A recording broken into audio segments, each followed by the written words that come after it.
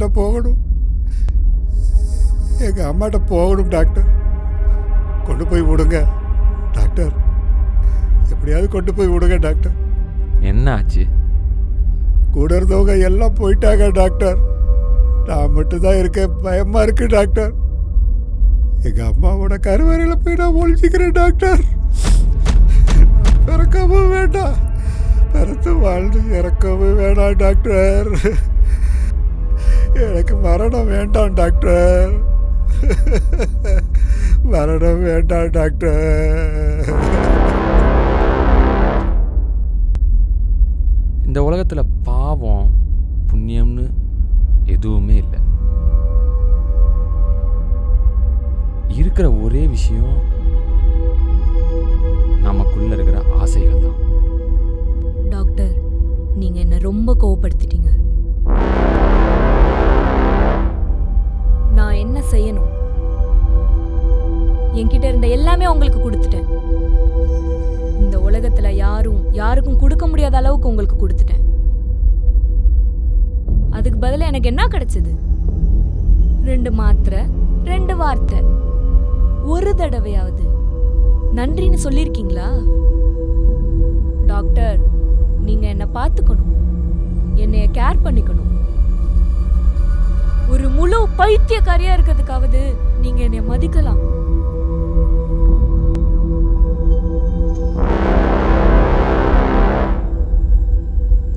நல்ல மனுஷனாக நடிக்க தெரிஞ்ச மனுஷங்க தான் உலகத்திலேயே மோசமான மனுஷனாக மாறுறாங்க. எனக்கு என் குடும்பம் தான் முக்கியம். அவங்க என்னை முழுக்க அழிப்பாங்க. அவங்க என்னை அழிச்சாலும் சிதைச்சாலும் துண்டு துண்டாக வெட்டி போட்டாலும் எனக்கு என் குடும்பம் தான் முக்கியம். இதுதான் என் பிரச்சனை.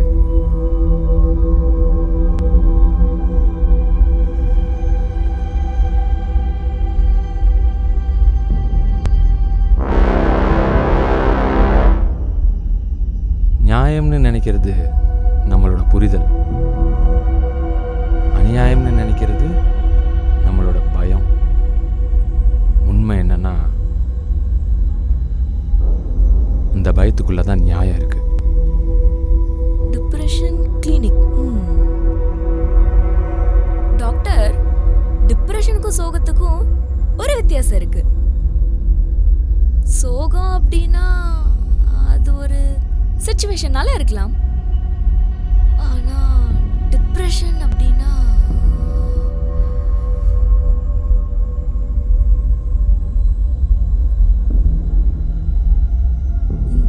இந்த உடம்பை விட்டு வெளியே போன்னு சொல்ற மாதிரி இருக்கும். டாக்டர், நீங்களே சொல்லுங்க, இந்த உடம்பை விட்டு என்னால எப்படி வெளியே போக முடியும்? How it is possible? நான் கிரியேட் பண்ண அந்த அவதாரத்துல என்னால வாழ முடியல டாக்டர், வாழ முடியல. ரொம்ப கஷ்டமா இருக்கு. I just need deep rest.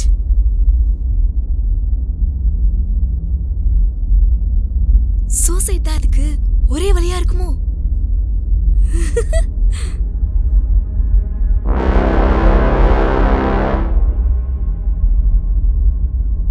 எல்லாரும் என்ன பரமபிதான்னு நினைக்கிறாங்க.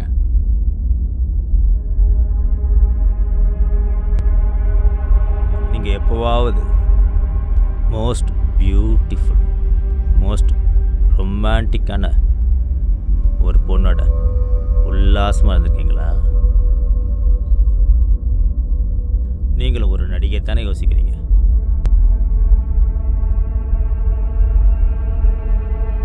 ஒரு நல்ல நமக்கு பிடிச்ச ரொம்ப ரொமான்டிக்கான ஒரு அழகான பொண்ணோட வாழும்போது நிஜ வாழ்க்கையில் எந்த ஒரு ஆம்பளையும் பயங்கர தைரியசாலி ஆயிடுவான். அந்த மாதிரி ஒரு பேஷனேட்டா ஒரு லவ் லைஃப் வேணும்.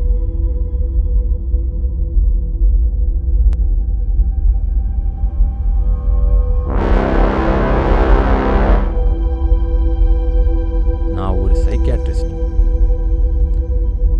என்னை பொறுத்த வரைக்கும் நான் அவங்க உள்ளத்தை பிரதிபலிக்கிற ஒரு மிரர். ஆக்சுவலி இப்போ வர ஆக்ஷன் படம்லாம் ரொம்ப போலித்தனமாக இருக்கு. கதை சரியில்லை, கலர் சரியில்லை, ஷார்ட் டிவிஷனே இல்லை. அவங்க காமிக்கிற மாதிரி வாழ்க்கை ஒன்றும் அவ்வளோ ட்ராஜடியெல்லாம் இல்லை. பட் நான் படம் பண்ணேன்னா ஆடியன்ஸோட லைஃபை புரட்டி போகணும், அவனை அடிக்கணும், ஒட்டைக்கணும், வசக்கணும், அவனோட உச்சபட்ச வன்முறையை வெளியில் கொண்டு வரணும்.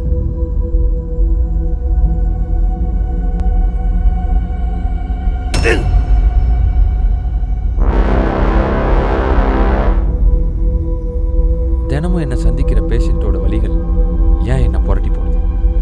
இது ஏன் எனக்கு ஓலங்களாக கேட்குது? இந்த வாழ்க்கை தான் என் விதியா? விதினா அதுக்கு கடவுள் இல்லை, சமூகம் இல்லை, தர்ம நியாயங்கள் இல்லை. நான் டாக்டரா, கணவனா, பாவியா, இல்லை புனிதனா? இதற்கான பதில் எனக்கு இந்த ஒரு வாழ்க்கையில் கிடைக்குமா? இவங்க பிரச்சனைக்கு மருந்து மட்டுமே தீர்வு ஆகாது. என்கிட்ட வேற ஒரு வழி இருக்கு. இனி நம்ம எல்லோர் வாழ்க்கையையும் இந்த தாயக்கட்டை தீர்மானிக்கட்டும்.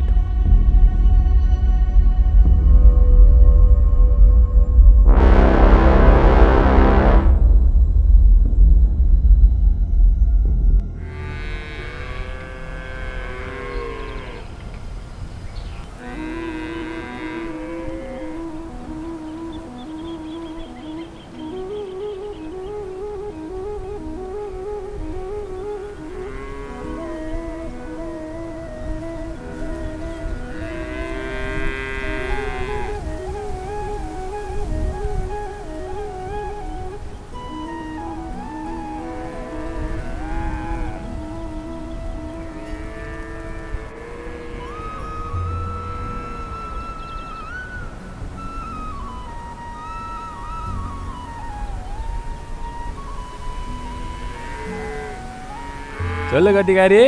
வீட்டுக்கு சீக்கிரம் வருவீங்களா இல்லை நேற்ற மாதிரி சாராயத்தை குடிச்சிட்டு அன்னைக்குள்ளே படுத்துப்பீங்களா? இல்லை, இன்னைக்கு சீமத்தனி தாண்டி, சீக்கிரம் வந்துடுறேன். அதானே பார்த்தேன். ஆறு கொடுத்தாங்க? முதலாளி தான், எங்கள் அப்பன் தான். கேட்டுவிடாது சரியா? சீக்கிரம் வாரும். வரும்போ தேயிலை வாங்கியாரோம். ராத்திரி எதுக்குள்ள தேயிலை தண்ணி? தூங்காமல் கிடக்கவா? ஓ, புரிஞ்சு போச்சு. 2வது பிள்ளைக்கு அடி போறீங்களோ? வாரேன் தேயிலையோட.